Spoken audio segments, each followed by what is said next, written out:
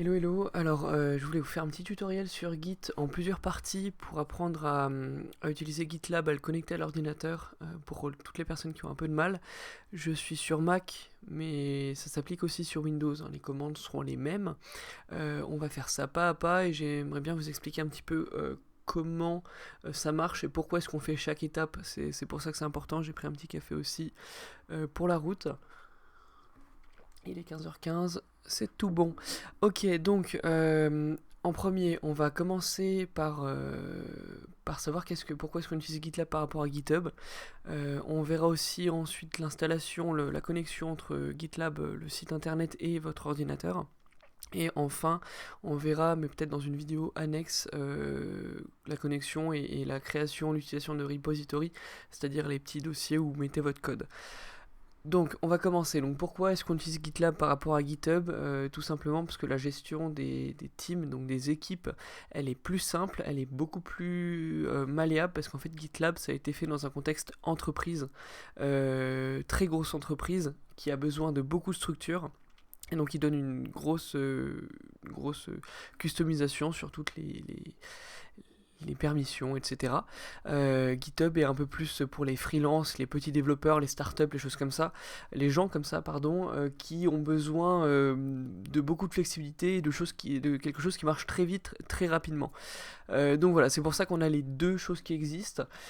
Nous, à l'école, on utilisait un petit peu les deux. À l'époque, GitHub parce que c'était plus simple, et aujourd'hui, on passe sur GitLab parce qu'on veut être adaptable à une situation d'entreprise qui va utiliser des logiciels plus pro. Bitbucket fait aussi partie des solutions un peu plus pro, mais est payant. C'est fait par Atlassian qui fait aussi Trello et qui fait plein de trucs, mais qui est un peu un monstre comme Adobe, et donc c'est pas forcément la meilleure alternative parce que c'est pas du tout open source. Ok, donc on va commencer donc par l'installation, la création d'une clé SSH.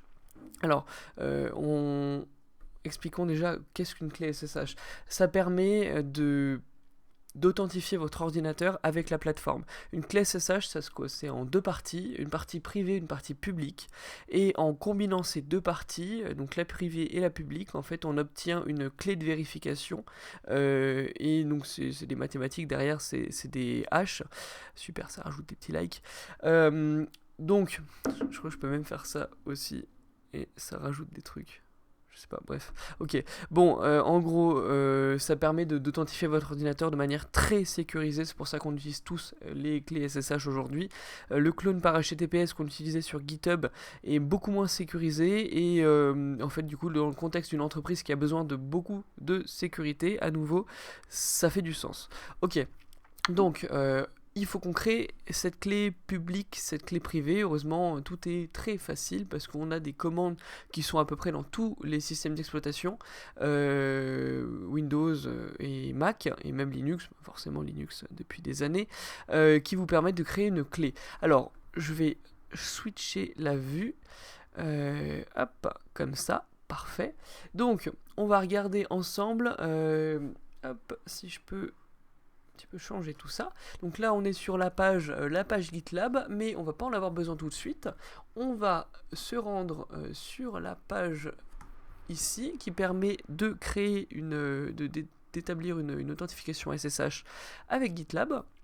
Et donc tout ça, c'est beaucoup de charabia. Nous, on va aller sur la section Generate an SSH Key Pair. Et donc on voit qu'il y a deux manières de générer la clé, en ED 25519 et en 2048 bits RSA. On va prendre la première parce que c'est la plus fréquente, mais en fait c'est juste des manières d'encrypter différentes. Les clés sont un petit peu plus longues, un petit peu plus sécurisées dans l'un ou l'autre des cas. Pour notre usage, elles seront largement sécurisées dans les deux cas. Donc on va prendre la première commande ici, qu'on peut copier comme ça, et donc on va se rendre dans le terminal sur Mac. On peut faire commande espace pour obtenir la recherche Spotlight. Ici sur Windows, ça sera le PowerShell, donc ça s'écrit PowerShell, ou ça peut être aussi CMD, mais il est moins complet, il y aura beaucoup plus de commandes sur PowerShell parce que c'est plus récent. Ou Windows Terminal aussi, vous tapez Windows Terminal, hop, et ça l'affiche. Donc, Si jamais vous l'avez pas, ça se télécharge dans l'application Store, enfin le Store de l'application de Microsoft. On va pouvoir donc copier-coller la commande qu'on vient de récupérer, donc SSH keygen -t ED25519-C. Alors c'est une commande qui est un petit peu compliquée, je vais vous expliquer en quoi ça consiste. On va zoomer un petit peu le terminal.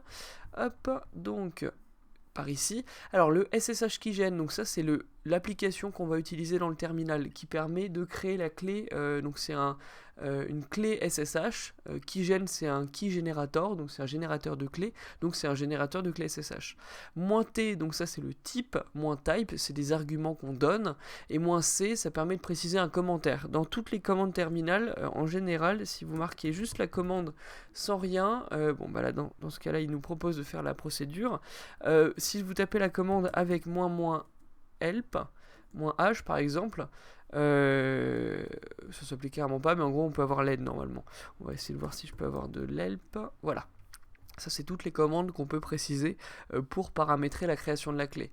Mais je vais pas vous faire peur, on va rester sur ce qui reste de base. Hop, on va récupérer un terminal plus propre. Donc vous faites simplement SSH-keygen -t. N'oubliez pas les espaces, c'est très important parce que ça sépare les arguments. Et là en fait c'est le type de l'argument et la valeur de l'argument. Si vous écrivez pas les espaces, de toute façon vous copiez-collez le truc, mais si vous voulez recopier ce qui est marqué sur la vidéo, n'oubliez pas les espaces. Ensuite, donc il faut pas oublier non plus de laisser les petits tics comme ça, et donc là en fait vous pouvez marquer le nom de votre ordinateur. Donc j'ai marqué MacBook Pro je vais l'appeler 14 parce que je vais pas mettre mon nom dedans, mais voilà, vous pouvez marquer ordinateur de qui vous êtes. Vous faites entrer, et donc là il vous demande où sauvegarder la clé. Alors si vous laissez tout par défaut, c'est-à-dire on va faire juste entrer, etc., ça va vous créer un fichier qui s'appelle id, voilà, dans le fichier qui s'appelle .ssh. C'est très bien quand vous êtes débutant et que vous n'avez pas besoin de plusieurs comptes, donc un compte Bitbucket, un compte GitLab, ça vous en avez pas, vous avez qu'un compte GitLab et vous n'utilisez pas SSH pour utiliser GitHub. Parfait. Si jamais c'est pas le cas, il y a d'autres trucs dans la documentation, mais nous on va rester simpliste. Donc on va rester donc sur ça, et donc ça va vous créer une clé par défaut qui s'appelle comme ça. Si jamais elle existe déjà, il faudra qu'on la supprime. Je vais vous montrer comment est-ce qu'on fait ça. Donc on fait entrer. Est-ce qu'on veut un mot de passe sur la clé? C'est à vous de le mettre parce que ça permet de sécuriser. On n'est pas obligé de le faire. Et quand on écrit le mot de passe, voilà, j'écris le mot de passe, et ben ça ne s'affiche pas, c'est tout à fait normal parce que c'est un comportement de Unix, Linux qui fait qu'on ne voit pas les mots de passe s'afficher. C'est pour la sécurité. Donc on fait directement entrer sans mettre de mot de passe. Entrer à nouveau, et donc là il nous dit bien que l'identification a été faite, que la fingerprint de la clé elle est bonne, et donc on va pouvoir aller la récupérer. Où est-ce qu'elle se trouve? Alors sur Mac on nous avait indiqué ce chemin là, donc on va pouvoir le copier. Oups. Hop. Et sur Windows vous avez le même. Il y a une commande qui est universelle sur Windows Terminal, PowerShell, et sur Terminal de Mac, c'est cd qui veut dire Change Directory. Toutes les commandes elles sont logiques en fait. cd qui permet donc voilà d'accéder à différents endroits. J'ai un truc qui m'auto-complète, mais sinon on peut juste copier-coller le truc. Et on va cd dans un directory, donc un dossier, pas un fichier. Donc on enlève la fin du nom, parce que ça c'est un fichier, et nous, il va nous mettre une erreur si on laisse le fichier. Il faut vraiment qu'on arrive dans le dossier qui s'appelle .ssh. Hop, on entre, et là il nous affiche pas ce qu'il y a dedans. On dirait qu'il est vide, mais pas du tout. On peut faire ls, donc qui s'appelle list, tout simplement. Et liste, il nous affiche tout ce qu'il y a ici. Donc, j'en ai quelques-unes qui sont mises, mais de toute manière, voilà, vous en aurez sûrement moins que moi, mais il y en aura peut-être déjà. Vous voyez que on a notre petit ID qui est arrivé ici, et il est en deux parties, parce que comme on a dit tout à l'heure, on a une clé privée et une clé publique. Voilà. Ensuite, pour récupérer la clé, alors sur Mac, on a plusieurs possibilités. Sur Windows, je ne sais pas si c'est comme ça, mais on va utiliser la commande cat qui permet de en fait afficher quelque chose, afficher du texte, et on va récupérer la clé publique. Donc on va taper cat id et donc ED25. Si vous voulez, pour aller plus vite, vous pouvez faire Tab. Tab, ça permet en fait d'autocompléter. Vous commencez à écrire le truc, vous faites Tab tout en haut à gauche de votre clavier et ça permet de continuer à écrire pour vous. Donc cat ça, et on fait bien le point pub, pas le point rien. Si on prend le rien, ça c'est la clé privée et il faut surtout pas la divulguer. Il faut uniquement divulguer le public parce que c'est une clé publique. Donc on fait ça, on fait entrer et donc elle est là. Elle a été affichée dans notre terminal et donc on peut la récupérer en faisant CTRL-C ou commande-C sur Mac et on va la rajouter en entier. C'est très important parce que la clé elle est en plusieurs parties. Elle a la partie donc quel est le type de la clé, sinon ça aurait été marqué RSA 2048 si on avait fait RSA 2048. Il y a marqué la clé en elle-même, donc la partie publique, et le commentaire qu'on a voulu rajouter tout à l'heure derrière. C'est important d'avoir le commentaire parce que quand on l'ajoute sur la plateforme, ça nous dit à quel appareil appartient la clé. Quand on a plusieurs ordinateurs, plusieurs choses, plusieurs serveurs, etc., parfois c'est un petit peu compliqué parce qu'on ne sait pas quelle clé correspond à quoi. Donc après on est obligé d'aller voir sur chaque ordinateur et si jamais il arrive qu'on ait arrêté d'utiliser l'ordinateur, on ne peut pas la retrouver et on est obligé de couper l'accès à des clés dont on ne connaît pas l'usage vraiment. Donc voilà, c'est important d'avoir le commentaire. On va aller sur GitLab cette fois-ci, donc j'espère que vous voyez bien mon écran, et on va pouvoir aller dans les paramètres, donc en cliquant sur la tête ici, préférences, et dans préférences, en fait, vous avez accès aux clés SSH. GPG, c'est un autre type de clé qu'on ne va pas utiliser. Moi, j'avais déjà rajouté celle-ci, donc je vais la révoquer vu que je l'avais supprimée tout à l'heure. Bon, hop, supprimer, oui, ok, et donc là je vais faire ajouter une nouvelle clé pour ajouter celle qu'on vient de récupérer. Donc là on va faire directement CTRL-C et regardez, il a déjà récupéré le commentaire plus bas. Donc c'est très bien fait, c'est plutôt pratique. Le type d'utilisation, on va laisser authentification et signature parce que de toute manière c'est ce qu'on veut faire. La date d'expiration, on va la mettre à 1 an, donc septembre 2024, ça me paraît pas trop mal. Et on va faire ajouter une clé. Voilà, je vous recommande de mettre une date d'expiration parce que c'est important. Des fois, vous oubliez en fait ce que vous avez fait. Et en termes de sécurité, laisser une clé qui n'expire jamais, c'est très très chaud parce que en fait, ça peut permettre à quelqu'un qui récupère votre ordinateur de manière frauduleuse de se connecter alors que ça fait des années que vous l'utilisez plus. Dans un cadre pro, c'est ultra important de mettre des deadlines, voire souvent des entreprises font tous les 3 mois, tous les mois, c'est remis à jour, parce que si quelqu'un récupère vos identifications de clés, un virus par exemple, des choses comme ça, ils peuvent accéder à toutes vos données, tous les trucs confidentiels, etc. Et ça vaut extrêmement cher. Une fois que c'est fait, et écoutez, on a déjà rajouté la clé. Donc on va pouvoir tester, voir si ça marche, et en fait du coup on va tout faire d'un coup, comme ça je fais pas de vidéo. Donc comment est-ce qu'on fait pour cloner votre premier repo? Donc là on l'a pas testé encore, mais en fait quand vous allez faire une commande dans le terminal qui utilise Git et qui se connecte à GitLab, donc Git c'est le logiciel qui permet la versionnalisation, donc c'est-à-dire le versionnalisation, comment dire, versionnage, je sais pas comment est-ce qu'on peut dire ça en français, c'est un outil extrêmement précieux qui permet de savoir qu'est-ce qui a changé dans un dossier quand vous le mettez à jour et quand vous le stockez quelque part. C'est-à-dire la plateforme, donc GitHub, GitLab, Bitbucket, eux ils sont des plateformes gestionnaires de fichiers, mais si à chaque fois qu'on leur demande de sauvegarder ce qu'on a fait, ils réenregistrent tout depuis le début, ça risque de faire beaucoup de données. Et donc en fait, grâce à Git, donc le logiciel dont on parlait, sur lequel ils sont tous basés, ça permet de faire de l'incrémentation et donc du versionnage, comme on dit, qui permet de savoir que là, à tel endroit dans ce fichier-là, il y a telle ligne qui a changé. Au lieu de recopier le fichier en entier, on va juste copier la ligne et l'ajouter à l'endroit où ça a été mis. C'est assez magique, c'est un truc de fou, même si des fois on a du mal à s'en rendre compte. Et ça fait gagner beaucoup de temps parce que ça permet aussi de revenir en arrière et d'avoir des points de sauvegarde, qui permettent de se rendre compte de où est-ce qu'on était et de revenir même en arrière quand on a fait une erreur, un bug, etc. Et savoir qu'est-ce qui a été fait, à quelle date, c'est très très très puissant. Donc on va aller directement sur la page d'accueil de Bitbucket. Alors je sais pas comment ça fonctionne, mais voilà, on clique ici. On a accès, donc nous à l'ECE, à un groupe, donc dans les groupes, on les mis dans le groupe TWECE, donc Tech Web ECE Paris. Et donc on a différents repos. Donc un groupe, c'est une sorte d'entreprise. Et les repos, c'est des dossiers où on a d'autres dossiers, donc d'autres projets. Un repo, c'est donc un dossier de projet. Et là, ils ont groupé les repos dans des gros groupes. C'est un petit peu compliqué, mais c'est une organisation d'entreprise, vu que GitLab est fait pour ça. Et en fait, ça permet, quand une entreprise a beaucoup de projets en même temps et qui ont été faits petit à petit, ça permet d'avoir d'un coup accès à tous les projets d'un coup. C'est vraiment très pratique. Je me répète un petit peu, je suis désolé. Donc, on va aller dans la promo 2023. Hop. Et donc là, on a accès, encore une fois, à des groupes, à des dossiers de repo.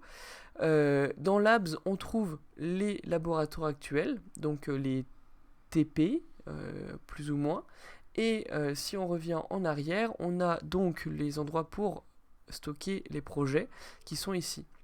Alors, je vais vous montrer l'exemple sur le TP2. Comment est-ce qu'on fait pour, à partir de Lab, donc du dossier d'avant, on fait une copie et on le met ici. C'est super simple. En fait, on va dans le dossier. Donc par exemple ici, dans lab P8 et W02, et on va faire une bifurcation. Alors ça, c'est l'un des trucs puissants de chez Git, c'est qu'on peut se baser sur un projet qui existe déjà et lui ajouter des implémentations et le stocker sur son propre profil pour faire sa propre version de ce qui existait déjà. C'est comme ça que fonctionne l'open source et qui a donné par exemple naissance, je ne sais pas si vous utilisiez au collège OpenOffice et LibreOffice, mais en fait LibreOffice, c'est une bifurcation, un fork c'est à peu près le mot en anglais, c'est un fork de OpenOffice. OpenOffice, le développement était un petit peu lent, c'était pas le bon design que les gens voulaient, etc. Il y a des gens qui ont pris le code de OpenOffice et ils ont fait une bifurcation, et ils ont créé LibreOffice. Donc ils lui ont donné un nouveau nom, ils lui ont donné un nouveau design et des nouvelles fonctionnalités, mais l'essentiel, c'est que OpenOffice est resté à l'intérieur de LibreOffice. Et donc, quand OpenOffice est mis à jour, et ben LibreOffice, vu qu'il est basé dessus, il est mis à jour aussi. Pas automatiquement, mais on peut faire la démarche d'aller récupérer les dernières modifications et de les implanter dans le projet qui a été bifurqué. C'est pour ça que c'est important et c'est très puissant. Donc, on va faire une bifurcation du projet 2. Et en fait, c'est très très bien expliqué. On peut l'appeler donc... On nous demande de mettre un tiret, le nom de famille, tiret, le prénom. Donc ça va être William ici. Et l'URL du projet. Donc alors dans quel espace on veut le mettre? Alors là on n'a pas beaucoup de choix. Vous aurez peut-être encore moins de choix que moi. Et donc vous pouvez directement aller dans celui qui est logique, qui est donné. C'est donc le dossier qu'on a vu tout à l'heure. Et en fait, voilà, vous voyez le slug, donc l'identifiant du projet, c'est tout à fait ce qu'on voyait tout à l'heure. On peut mettre une copie. Bootstrap, c'est moins bien que Tailwind. Ça, c'est mon avis propre. Et donc, en faisant bifurquer, en fait, on va créer une copie de ce qui existait déjà et qui est en lien direct avec la chose initiale. Hop. Parfait, et donc si on revient en arrière, donc on revient au tout début, et on va faire le parcours inverse, on va dans les groupes, on va dans TWECE Paris, dans Promo 2023, dans groupe 1, et là on voit qu'il doit y avoir un deuxième, donc là par exemple Antoine s'est trompé dans son nommage, là il y a mon premier projet, et mon deuxième projet est ici, et si je clique, regardez, on a la description qu'on avait donnée tout à l'heure et elle apparaît aussi ici. Donc voilà, on peut donner des détails, mais c'est toujours moins bien qu'une vraie description dans un README. Le README, c'est un fichier qu'on a dans tous les repos à peu près, ou qui est très bien. C'est un fichier par défaut qui permet en fait d'afficher ce qu'il y a dans le README ici. C'est ce qui sera affiché dessous dans le repository. Donc c'est plutôt pratique et on peut le personnaliser. On va le personnaliser en 2 secondes sur l'ordinateur pour ça. Alors ce que je propose, c'est qu'on va faire je vais dire une petite pause, mais en fait, en vrai, je vais tout faire d'un coup, comme ça, vous aurez la vidéo. Ce qu'on va faire, c'est que je vais faire la pause là, et je vais vous faire une deuxième vidéo sur comment est-ce qu'on clone et qu'on fait des modifications sur GitHub pour éviter de faire une vidéo trop longue. Voilà, merci d'avoir écouté cette partie-là. Donc, on a appris à se connecter à GitLab avec une clé SSH qu'on a ajoutée sur l'ordinateur et qu'on a ajoutée sur l'application GitLab sur l'ordinateur, sur le site web. On a appris à bifurquer un projet. Et donc maintenant, on va apprendre à le cloner et donc à le récupérer sur l'ordinateur et à faire des modifications et les envoyer sur le cloud et vérifier que tout fonctionne bien. Voilà, merci beaucoup.